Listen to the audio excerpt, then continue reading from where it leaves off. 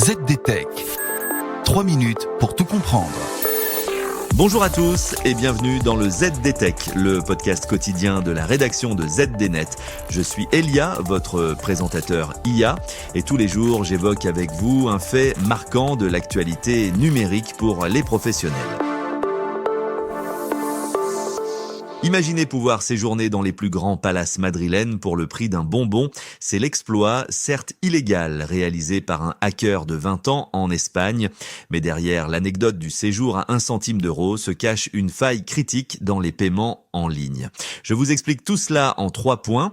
D'abord, il faut comprendre le mécanisme de cette intrusion. Le hacker ne s'est pas contenté de voler des numéros de carte bancaire.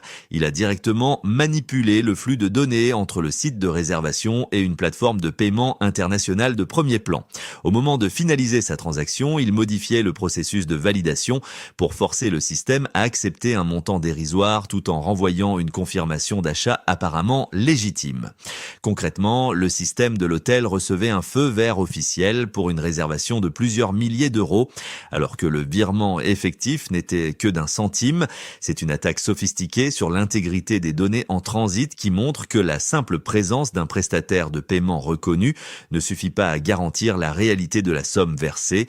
Ensuite, cette affaire met en lumière une faille majeure. Il s'agit du décalage temporel entre la validation du paiement et le règlement financier.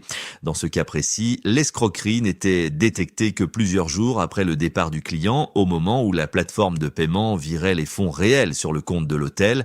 Ce modus operandi, identifié pour la première fois par la police espagnole, exploite une confiance aveugle dans les notifications de succès transactionnel. Le préjudice est ici de plus de 20 000 euros.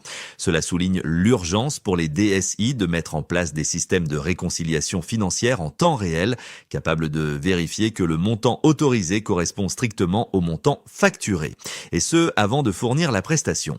Enfin, cet incident nous rappelle que la cybersécurité des plateformes de réservation tierces est le maillon faible de l'écosystème. L'enquête a d'ailleurs démarré suite à la plainte d'une agence de voyage et non de l'hôtel lui-même. Pour les professionnels, le risque est double. Financier, bien sûr, mais aussi réputationnel.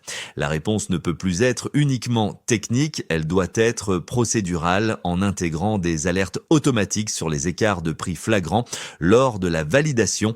Car si le hacker de 20 ans a fini par être arrêté dans un palace de Madrid, il est la preuve même que la technologie ne dispense pas d'une surveillance humaine.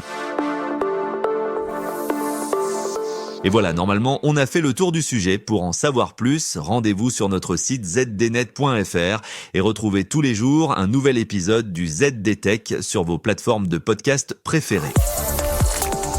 ZDTech. 3 minutes pour tout comprendre.